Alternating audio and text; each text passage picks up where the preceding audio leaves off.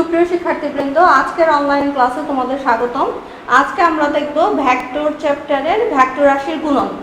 মূলত ভেক্টর রাশির গুণন হলো দুই ভাবে হতে পারে, একটা হচ্ছে ভেক্টরের সাথে স্কেলারের গুণন আর ভেক্টরের সাথে ভেক্টর গুণন। ভেক্টরের সাথে স্কেলার গুণন আমরা লিখি, ভেক্টর রাশির গুণন দুই ভাবে হতে পারে, যে ভেক্টরের সাথে স্কেলার গুণন, আরেকটা হচ্ছে ভেক্টরের সাথে ভেক্টর গুণন। এটা আবার দুই রকম, ভেক্টরের সাথে ভেক্টর গুণনটা কেমন দুই রকম। একটা হচ্ছে স্কেলার গুণন, স্কেলার গুণন বা ডট গুণন, আরেকটা হচ্ছে তোমার ভেক্টর গুণন বা ক্রস গুণন।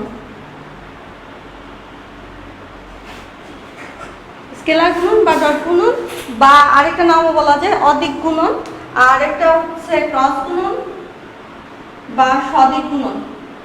এটা আরেকটা নাম হচ্ছে অদিক গুণন বা সদিক গুণন।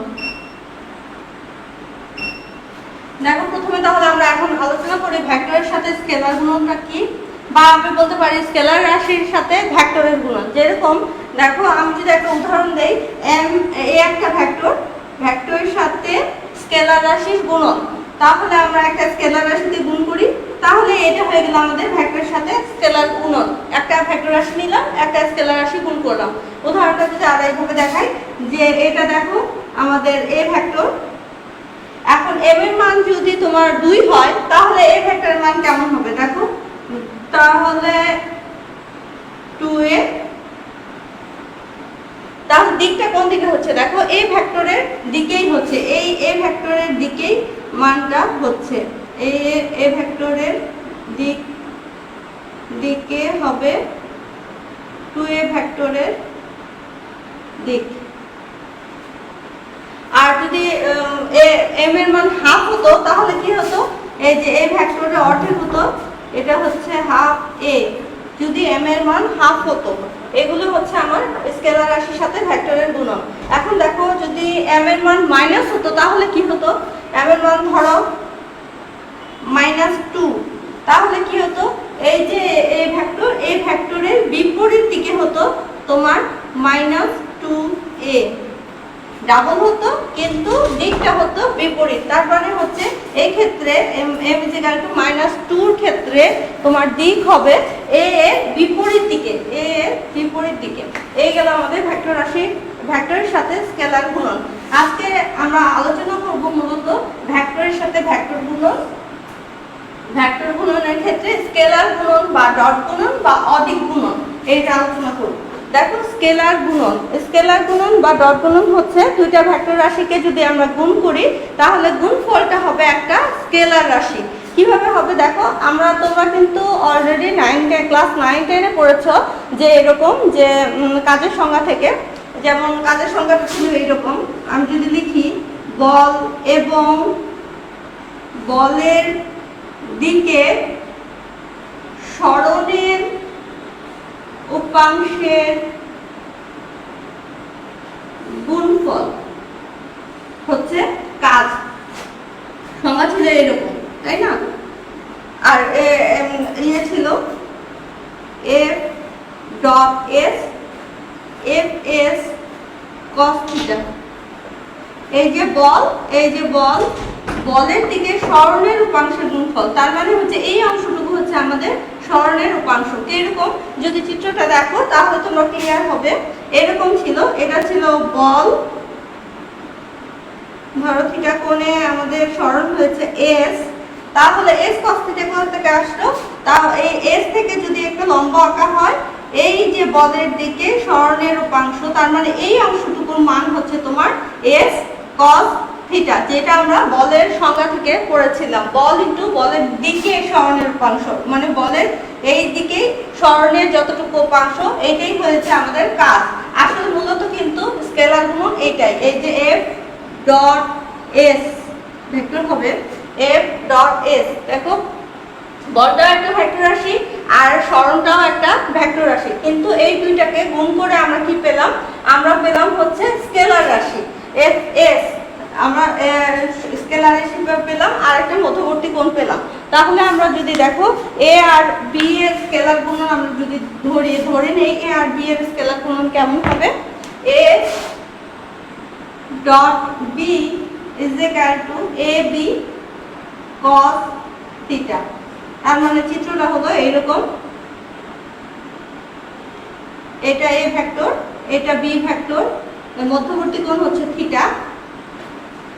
এই হলো আমাদের স্কেলার গুণন বা ডট গুণন। দেখো এখন একটা বিষয়, খুবই গুরুত্বপূর্ণ বিষয় তোমাদের ম্যাথের জন্য আমরা একটু আলোচনা করি। এই যে আমি লিখলাম a dot b is equal to a b cos theta. তার এটাকে যদি আমি একটু আলাদা করে লিখি, দেখো এইরকম a into a b cos থিটাকে আমি একটু ব্র্যাকেটে লিখি b cos থিটা। তাহলে b cos থিটা আমি চিত্র থেকে দেখাই b cos থিটাটা কেমন হবে। চিত্র থেকে আসো, এটা হচ্ছে আমার a ভেক্টর, এটা হচ্ছে থিটা, এটা b vector. b cos theta কোথা থেকে আসলো? এটা যদি আমি লম্ব আঁকাই তাহলে এই অংশটুকু হবে আমার b cos থিটা, তাই না? দেখো তাহলে আমি লিখতে পারি, দেখো তাহলে b cos থিটাকে কি বলতে পারবো আমরা? যে a ভেক্টরের দিকে b, a ভেক্টর বরাবর b এর লম্ব অভিক্ষেপ। এ ভেক্টর বরাবর, কারণ এ ভেক্টরের দিকেই হচ্ছে এ ভেক্টর বরাবর বি এর, কারণ বি এর লম্ব অভিক্ষেপ মানে বি থেকে আমরা একটা লম্ব আঁকিয়েছি, সেই জন্য বলা হচ্ছে বি এর লম্ব অভিক্ষেপ। এ ভেক্টরের মান, এ ভেক্টরের মান, এ ভেক্টরের মান এবং বি ভেক্টরের এ ভেক্টরের দিকে ইনটু এ ভেক্টরের এ বরাবর বি এর লম্ব অভিক্ষেপ। লম্ব অভিক্ষেপ মানে এই যে বি থেকে আমরা একটা লম্ব আঁকিয়েছি, ওর যে একটা ছায়া পড়েছে, কতটুকু অংশ হবে বি এর লম্ব অভিক্ষেপ? এই যে ভেক্টরের দিকে এই যে এই অংশটুকু হলো আমার বি cos থিটা। তাহলে এই ভেক্টরের মান তাহলে আমরা এইখান থেকেও কি করতে পারি? স্কেলার গুণনের একটা সংজ্ঞা দিতে পারি। কিরকম? যে এই ভেক্টরের মান এবং এ বরাবর এ ভেক্টর বরাবর বি ভেক্টরের যে লম্ব অভিক্ষেপ, এই লম্ব অভিক্ষেপ গুণফলকে বলা হচ্ছে স্কেলার গুণন বা ডট গুণন বা অদিক গুণন। এখন দেখো এটাকে আমি আরো উল্টাভাবে আরেকটা ভাবে লিখতে পারি। আমাদের ছিল a dot B is equal to A B cos theta. দেখো এভাবে লিখতে পারি, বিটাকে আমি সামনে নিলাম, এ cos থিটাকে ব্র্যাকেটে নিলাম, এ cos থিটা। তাহলে দেখো লিখতে পারি বি ভেক্টরের মান, একইভাবে বি ভেক্টরের মান আর বি ভেক্টর বরাবর যে ভেক্টরটা থাকবে ওই ভেক্টরের মান, আর বি ভেক্টর বরাবর হচ্ছে তোমার এ ভেক্টরের এর লম্ব অভিক্ষেপ। তাহলে আমরা চিত্রটা আঁকাই, এই চিত্রটা যদি আঁকাই তাহলে কিরকম হবে? দেখো চিত্রটা, আমার এ ভেক্টর ছিল এইটা, বি ভেক্টর ছিল এইটা, মধ্যবর্তী কোণ ছিল থিটা। এখন দেখো আমার বি ভেক্টরের মান বি ভেক্টর বরাবর এ এর লম্ব অভিক্ষেপ। আমি বলেছিলাম এ এর লম্ব অভিক্ষেপ, তার মানে এ থেকে আমরা একটা লম্ব আঁকাবো, এ থেকে আঁকালাম লম্ব। তাহলে এই অংশটুকু হলো আমার এ cos থিটা, এ থেকে লম্ব আঁকালাম, তাহলে এই অংশটুকু হচ্ছে বি ভেক্টর বরাবর এ এর লম্ব অভিক্ষেপ। তাহলে দেখো এরকম টাইপের এই অংশটুকু, এই যে এই অংশটুকু অভিক্ষেপের অঙ্ক থাকে কিন্তু তোমাদের এইরকম। এখন দেখাবো একটা উদাহরণ, তাহলে তোমরা ক্লিয়ার হবে। উদাহরণটা হচ্ছে এইরকম, একটা এ ভেক্টর দেওয়া আছে, একটা বি ভেক্টর দেওয়া আছে। এ ভেক্টর দেওয়া আছে 6i minus 2j plus 3k একটা দেওয়া আছে, আর বি ভেক্টর দেওয়া আছে তোমার 2i minus 2j প্লাস কে দেয়া আছে। বলা হচ্ছে যে এ ভেক্টরের উপর বি এর লম্ব অভিক্ষেপ কত, কত। তাহলে দেখো আমরা অলরেডি দেখছি a dot b equal to তোমার ab cos থিটা দেখেছিলাম, ab cos থিটা। আর a ভেক্টরের উপর b এর লম্ব অভিক্ষেপ মানে কি আমরা একটু আগেই দেখলাম, a ভেক্টরই থাকবে, a ভেক্টরের মান থাকবে। আর b cos থিটা হচ্ছে আমার b cos থিটা হচ্ছে a ভেক্টরের উপর লম্ব অভিক্ষেপ। তার মানে আমার কি মান বের করতে হবে, b cos থিটার মানটা বের করতে হবে। তাহলে a ডট b ভাগ a, এটা যদি আমরা করি তাহলে আমরা পেয়ে যাব a এর উপর b এর লম্ব অভিক্ষেপ। এভাবে তোমরা সরি b এর উপর a এর লম্ব অভিক্ষেপ বের করতে পারো। তাহলে আমাদের স্কেলার গুণনের আমরা একটা উদাহরণ দেখলাম। স্কেলার গুণনের উদাহরণ হচ্ছে তোমার কাজ। এখন দেখো, এখন হচ্ছে স্কেলার গুণনের কিছু নিয়ম আছে। স্কেলার গুণনের নিয়ম হচ্ছে প্রথমে ডট গুণনের হচ্ছে, যদি আমরা দেখি প্রথমে ডট গুণনের বন্টন সূত্র দেখি। বন্টন সূত্র, বন্টন সূত্র হচ্ছে এইরকম, আমরা অলরেডি বন্টন সূত্র পড়ে ফেলেছি। a dot b equal two b dot a, এটা হচ্ছে ডট গুণনের বন্টন সূত্র। কিরকম হবে, a dot b equal two আমরা জানি ab cos থিটা। এটাকে আমরা একটু বুঝায় লিখি, b আমরা লিখতে পারি b a cos থিটা। আবার b ডট a সমান আমরা কি লিখতে পারি, b a cos থিটা। তাহলে এইটা সমান আমরা কি লিখতে পারি, b ডট a। এই হলো আমার স্কেলার গুণনের ক্ষেত্রে বন্টন সূত্র। আরো আছে আমাদের বিনিময় সূত্র। দেখো বিনিময় সূত্রটা কিরকম, এগুলো সবগুলোই তোমাদের জানতে হবে। বিনিময় সূত্র, বিনিময় সূত্র হচ্ছে এইরকম, a dot b plus c equal to a dot b plus a dot c। এই যে বিনিময় হয়ে গেল, এটা হয়ে গেল, প্লাস থাকলো a ডট c হয়ে গেল। এটা হচ্ছে আমাদের বিনিময় সূত্র। এখন দেখো সমকোণী আমরা দেখেছিলাম আয়তাকার একক ভেক্টর। আয়তাকার একক ভেক্টর হচ্ছে x y z অক্ষ বরাবর যে একক ভেক্টরগুলো, এটা যদি x y z হয়, i x অক্ষ বরাবর একক ভেক্টর i, y অক্ষ বরাবর z এবং z অক্ষ বরাবর k, এইগুলো নিয়ে ডট গুণনের ক্ষেত্রে ডট গুণফল কি হবে দেখো, i dot i equal to z dot z equal to k dot k equal to 1 হবে। আর এটা আছে i dot i dot j equal to i dot j dot k equal to k dot i equal to 0 হবে। এটা তোমাদের মনে রাখতে হবে, i dot i equal to j dot j equal to k dot k equal to 1। আর i dot j মানে একই রকম যদি একক ভেক্টরের গুণফল হয় তাহলে তোমার এটা ডট গুণন হবে i ডট a যেরকম, এটা ডট গুণন হবে 1। আর i dot j equal to j dot k মানে আলাদা আলাদা যদি হয় তাহলে ডট গুণন হবে তোমার 0। কেন হচ্ছে এটা তোমাদের অনুধাবন থাকে, যেমন i dot j equal to 0 কেন হলো দেখো, i ডট j এর মধ্যবর্তী কোণ কত, আমরা যদি চিত্রে দেখি মধ্যবর্তী কোণ 90 ডিগ্রি। তাহলে আমি লিখতে পারি দেখো i dot j equal to 1 into 1 cos মধ্যবর্তী কোণ 90 ডিগ্রি ইকুয়াল টু 0। আর i ডট i কেন 1 হলো আমরা বের করি, i dot i equal to 1 into 1 একক ভেক্টর যেহেতু cos 0 ডিগ্রি, এর i ডট i এর মধ্যবর্তী কোণ হলো 0, তোমরা চিত্র থেকে বুঝতে পারছো। তাহলে cos 0 ডিগ্রির মান হচ্ছে 1। একইভাবে j ডট j একইভাবে k dot j equal to 1 হবে, আর এদিকে 0 হবে, j dot k equal to k dot i equal to 0 হবে। এখন দেখো স্কেলার গুণন সম্পর্কে আরো কিছু কথা আছে। কথাটা হলো এইরকম যে এরকম যেহেতু দুইটা ভেক্টরের মধ্যবর্তী কোণ 0 হইলে তাহলে কি হবে?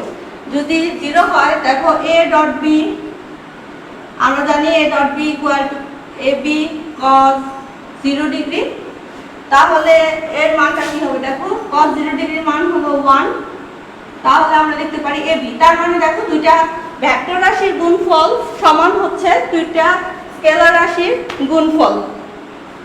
মধ্যবর্তী কোণ কি হবে? এই মধ্যবর্তী কোণ যদি শূন্য হয় তাহলে এদের স্কেলার গুণফলের মান হবে ভেক্টর দ্বয়ের মানের গুণফলের সমান, মানের গুণফলের সমান। যদি মধ্যবর্তী কোণ যদি theta is equal to 0 degree হয়, যদি থিটা ইকুয়াল টু 90 ডিগ্রি হয় তাহলে কি হবে? 90 ডিগ্রি হয় তাহলে কি হবে? এগুলো প্রপার্টি স্কেলার গুণফলের a dot b equal to ab cos 90 degree. cos 90 ডিগ্রির মান হচ্ছে 0, তার মানে হচ্ছে দেখো তার মানে হচ্ছে ভেক্টর দুইটা পরস্পর লম্ব হবে যদি theta is equal two 90 degree হয়। খুবই ইম্পর্টেন্ট একটা টপিক যে থিটা ইজ ইকুয়াল টু যদি 90 ডিগ্রি হয় তাহলে তোমার কি হবে? a আর b ভেক্টর দুইটা পরস্পর লম্ব হবে। তাহলে পরস্পর লম্ব দুইটা, বা অন্যভাবে লেখা যায়, অন্যভাবে বলতে পারি আমি যে পরস্পর যদি দুইটা ভেক্টর লম্ব হয় তাহলে এদের ডট গুণফলও শূন্য হবে। পরস্পর দুইটা ভেক্টর যদি পরস্পর লম্ব হয়, যেমন এরকম a ভেক্টর এইদিকে b ভেক্টর এইদিকে পরস্পর 90 ডিগ্রি যদি লম্ব হয় তাহলে এদের গুণফল হবে কত? শূন্য। দেখো আমি বারবার বলছি, খুবই ইম্পর্টেন্ট, যেরকম এরকম থাকে তোমাদের দুইটা ভেক্টর কখন পরস্পর লম্ব হবে বিশ্লেষণ করো। কখন হবে? যে মান শূন্য নয় এরকম দুইটা ভেক্টরের যদি ডট গুণফল পরস্পর লম্ব হয়, যেরকম দেখো a dot b equal to ab cos theta আমরা জানি। এখন দেখো a ডট b যদি শূন্য হয়, আমরা জানি যে পরস্পর লম্ব হবে কিভাবে? a ডট b এর মানটা শূন্য হওয়া লাগবে। আমি কিন্তু অনুধাবনের আনসারটা করছি, যে অনুধাবন ছিল এরকম দুইটা ভেক্টর কখন পরস্পর লম্ব হয় বিশ্লেষণ করো। এরকম যে পরস্পর লম্ব হবে কখন? a dot b equal two শূন্য হবে, তখন কি হবে? পরস্পর লম্ব হবে। এখন যদি a ডট b শূন্য হয় তাহলে ab cos থিটা কি হবে? শূন্য হবে। দেখো a আর b কখনোই শূন্য হবে না। প্রথমে আমি বলে নিয়েছি মান শূন্য নয় এরূপ দুইটা ভেক্টরের ডট গুণফল, মান শূন্য না, কিন্তু এই দুইটা ভেক্টরের ডট গুণফল হবে যখন এই দুইটা ভেক্টরের মান শূন্য নয়। মান শূন্য নয় এরূপ দুইটা ভেক্টরের ডট গুণফল মান শূন্য নয়। তাহলে ab সমান তোমার শূন্য হতে পারবে না। তাহলে কি সমান শূন্য হবে? cos থিটা ইকুয়াল টু শূন্য হবে। তাহলে শূন্যর মান আমি লিখি cos theta equal to cos 90, তাহলে লিখতে পারি theta is equal two 90 degree. তাহলে আমাদের মান হচ্ছে কোণ যদি 90 ডিগ্রি হয়, মান শূন্য নয় এরূপ দুইটা ভেক্টরের গুণফল শূন্য হবে। শূন্য হলে তাহলে ভেক্টর দ্বয় পরস্পর লম্ব হবে। আর থিটার মান যদি আমরা দেখলাম থিটা 0 হলে 90 ডিগ্রি হলে, এখন 180 ডিগ্রিতে হলে কি অবস্থা হবে? দেখো থিটার মান যদি 180 ডিগ্রি হয়, থিটা যদি 180 ডিগ্রি হয় তাহলে কি হয়? a dot b is equal to ab cos 180 degree. cos 180 ডিগ্রির মান হলো -1, তাহলে মান হবে ab ab। তাহলে আমি বলতে পারি দেখো দুইটা ভেক্টর কি হবে? দুইটা ভেক্টর সমান্তরাল হবে কিন্তু বিপরীতমুখী হবে। এই যে মাইনাসের কারণে কি হচ্ছে? একটা ভেক্টর আরেকটা ভেক্টরের বিপরীতমুখী হচ্ছে, কারণ মধ্যবর্তী কোণ কি 180 ডিগ্রি।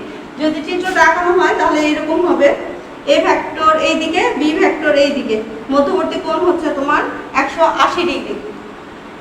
দুইটা ভেক্টরের পরস্পর সমান্তরাল হবে কিন্তু মধ্যবর্তী কোণ হবে তোমার 180 ডিগ্রি, কিন্তু বিপরীতমুখী হবে পরস্পর। আরেকটা আছে যে উপাংশের মাধ্যমে দুইটা ভেক্টরের গুণফল, ডট গুণফল। এরকম যদি a ভেক্টরের মান দেখো, a ভেক্টরের মান ধরে নিলাম axi plus ayj plus azk, আর b ভেক্টর ধরে নিলাম আমরা bxi plus byj plus bzk। তাহলে এই দুটো গুণ করি, ডট গুণ a dot b is equal two ax এর মান বসাই xi plus ayj plus azk dot sorry dxi plus byj plus bzk। তাহলে দেখো ax bx গুণ করো I dot I plus ax by হচ্ছে I dot z plus ax bz I dot k plus ay bx z dot I plus ay by z dot z plus az sorry ay bz z dot k plus az bx k dot I plus az by k dot z plus az bz k dot k। দেখো আমি শুধুমাত্র যেরকম আমরা গুণ করি normal সেরকম গুণ করলাম। এখন আমরা একটু আগে পড়লাম যে I dot I equal to z dot z equal to k dot k equal to 1 আর I dot z equal to z dot k equal to k dot I equal to 0। এই মানটা আমরা বের করলাম। তাহলে দেখো এখান থেকে দেখো এই মানটা শুধু থেকে যাচ্ছে I ডট I যেহেতু আছে এই মানটা 0, এটাও 0, এটাও 0, শুধু এটা থেকে যাচ্ছে এখানে এটাও 0, এটাও 0, এটাও 0, শুধু এই মানটা থেকে যাচ্ছে। তাহলে আমরা লিখতে পারি দেখো ax bx plus ay by plus az bz। তোমাদের এতটুকু মনে রাখলেই হবে a dot b equal two ax bx plus ay by plus az bz। যেরকম যদি থাকে যে তোমাদের a এর মান দেওয়া থাকো b এর মান দেওয়া থাকো এর দুইটা অপরশ দেওয়া থাকবে b এর দুইটা অপরশ দেওয়া থাকলো তাহলে a ডট b বের করো।